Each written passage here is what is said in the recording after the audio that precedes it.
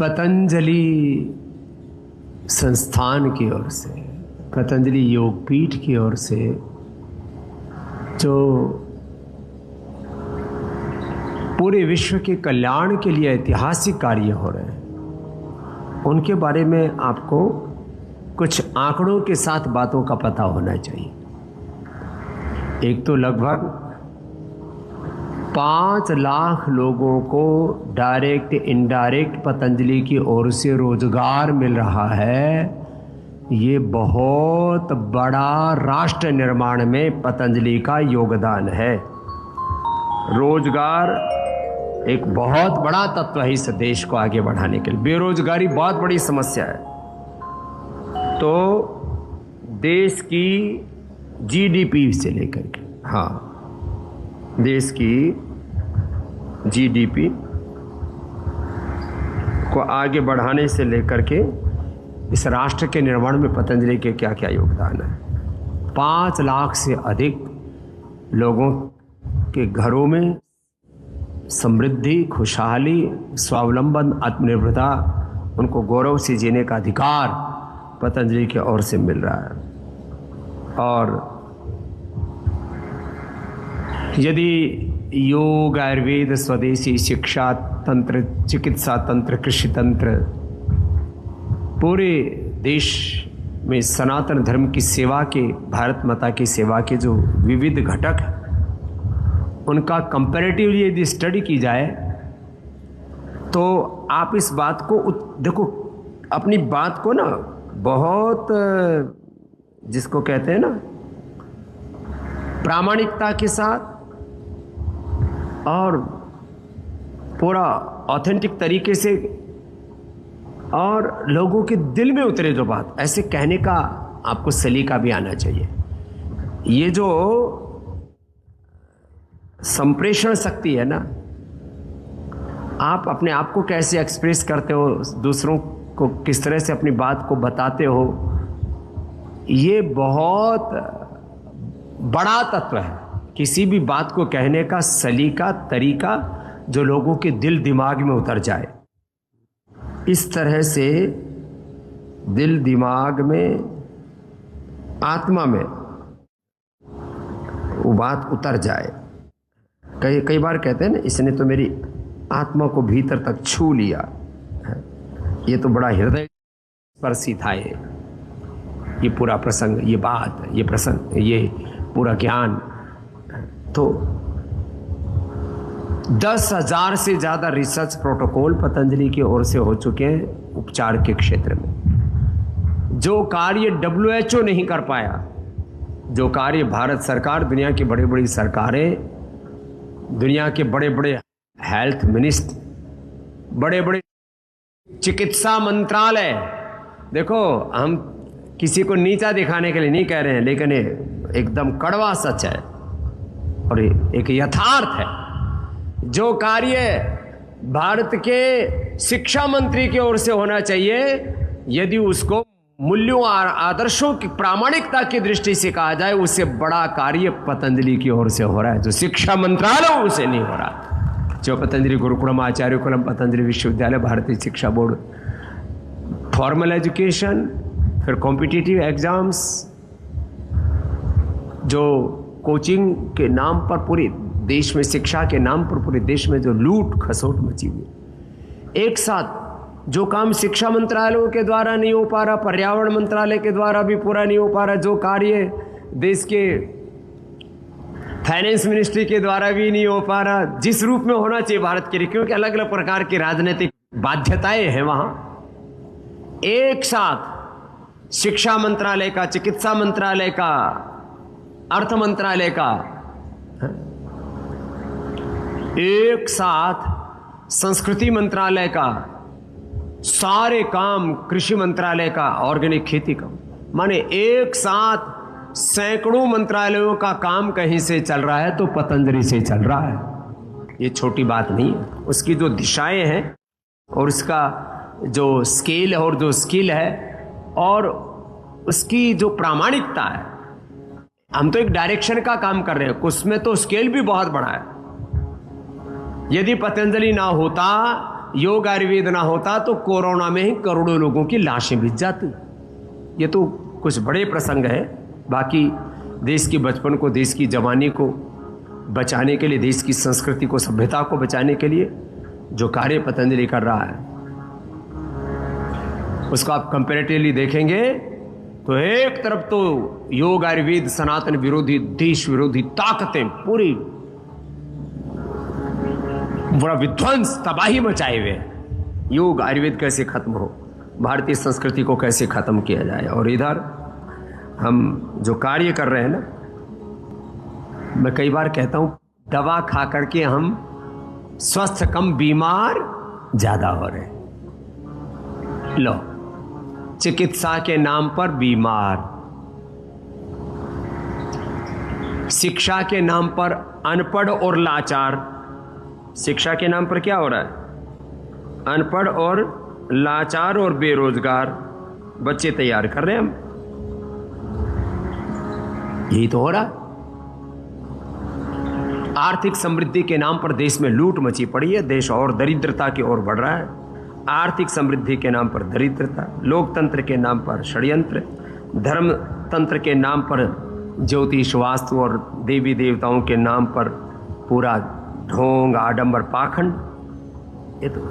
ये तो सरेआम चल रहा है ना पूरे देश में। अच्छा देखो, रोज लोग कहते हैं धर्म के नाम पर ढोंग, आडंबर, पाखंड, अंधविश्वास। राजनीति के बारे में बोलते हैं कि राजनीति के नाम पर राजनीतिक दल पाखंड कर रहे हैं, लूट रहे देश, सारे इकट्ठे हो जाएंगे। काँव काँव करते, छोड़ो सब बकवास। कृषि के नाम पर, खेती के नाम पर जहरी खेतों में बो रहे हैं और जहरी हम खा पी रहे हैं। जहरीला खाना, जहरीली हवाएं, जहरीला पानी, जहरीली मिट्टी, शुद्ध हवा, शुद्ध पानी, शुद्ध खाना, this is our democratic and constitutional right. ये भी लोगों को बताना कि प्राइमरी हेल्थ से लेकर के प्राइमरी प्रिवेंशन, सेकेंडरी प्रिवेंशन, बड़ी बड़ी बीमारियों का एक्यूट मैनेजमेंट, बड़ी बड़ी बीमारियों का क्योर, इमरजेंसी ट्रीटमेंट से लेकर के बड़ी बड़ी बीमारियों के प्राइमरी प्रिवेंशन, सेकेंडरी प्रिवेंशन, बीमारियों का control, cure, acute management, rehabilitation, palliation, ये चिकित्सा के उद्देश्य बताए जाते हैं। What is the goal of health system. चिकित्सा का लक्ष्य क्या है? तो ये बोला जाता है प्राइमरी प्रिवेंशन, सेकेंडरी प्रिवेंशन, बीमारियों का control, cure, acute management, rehabilitation, palliation, और फिर सिम्टोमेटिक ट्रीटमेंट, सिस्टमिक ट्रीटमेंट। ये शब्द आपको आने चाहिए। क्या बोला? Symptomatic, systemic treatment. ऐसे ही टारगेटेड मेडिसिन, इंटीग्रेटेड मेडिसिन, ऐसी औषधि जो आपके शरीर, इंद्रियों, मन, चित्त, चेतना, आपकी पूरी, आप एक जड़ शरीर तो नहीं है, ये आप एक चैतन्य सत्ता हैं। और ये हम जड़ोपचार नहीं करते, हम जड़ी बूटियों से उपचार तो करते हैं, लेकिन हमारे उपचार में जड़ता नहीं है, जड़ता नहीं है। हमारे उपचार में तामसिकता नहीं है, आसुरी चिकित्सा नहीं है हमारी। क्या बोलते हैं? आसुरी चिकित्सा नहीं है हमारी, ये दैवी चिकित्सा है, दैवी चिकित्सा है। सिम्टोमेटिक भी है, सिस्टेमिक भी है।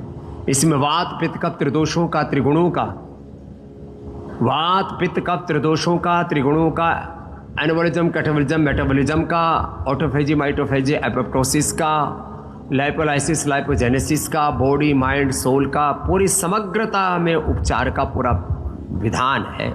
और वो पतंजलि से हम प्रोवाइड करा रहे हैं। तो उपचार की जो सभी घटक हैं, उपचार की जो सभी जो उसके पहलू हैं, उपचार के नाम पर इतने झूठ, इतने फरेब, इतने झूठे नैरेटिव, उसको कंपैरेटिवली जो है, ये जो इसके कुछ मैं सोच रहा था, कुछ कंपैरेटिव कि एलोपैथी कैसे काम करती है, आयुर्वेद कैसे काम करता है, इसके लिए कुछ एक कंपैरेटिव जो है पूरा तुलनात्मक उसका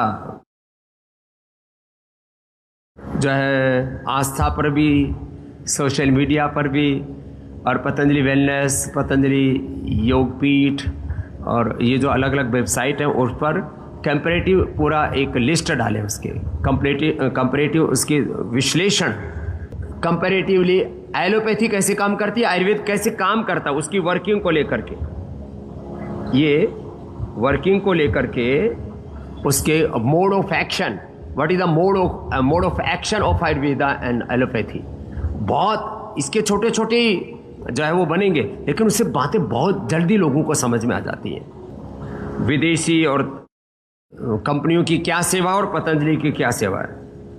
पतंजलि के जो भारतीय शिक्षा बोर्ड की जो बीएसबी के बोर्ड की बुक्स हैं और उनका कंटेंट में और जो स्टेट बोर्ड और सेंट्रल बोर्ड में जो पढ़ाया जा रहा है, सीबीएसई में जो पढ़ाया जा रहा है और बीएसबी में पढ़ाया जा रहा है, उसमें क्या अंतर है, इतिहास में क्या अंतर है, सोशल साइंस में क्या अंतर है, भाषा में क्या अंतर है, हिंदी में ये इसका पूरा एक तुलनात्मक डाल दो, उसके कुछ बिंदु डाल दो और फिर विस्तार से पढ़ने के पूरी बुक पढ़े, तो उसके जो मूल बिंदु डाल देते हैं ना, तो लोगों को अनुभव में आता है ये तो पूरा शिक्षा के नाम पर पूरा षड्यंत्र चल रहा है, घपला चल रहा है। इसलिए हम कहते हैं शिक्षा की गुलामी की निशानियां मिटानी, चिकित्सा की गुलामी की निशानियां मिटानी है। तो और अलग अलग मंत्रालयों के कार्य से भी भारत सरकार के 20-25 और स्टेट गवर्नमेंट के, स्टेट और सेंट्रल गवर्नमेंट के सैकड़ों मंत्रालयों से एक पतंजलि का काम ज्यादा भारी है, ज्यादा प्रामाणिक है, ज्यादा पारदर्शी है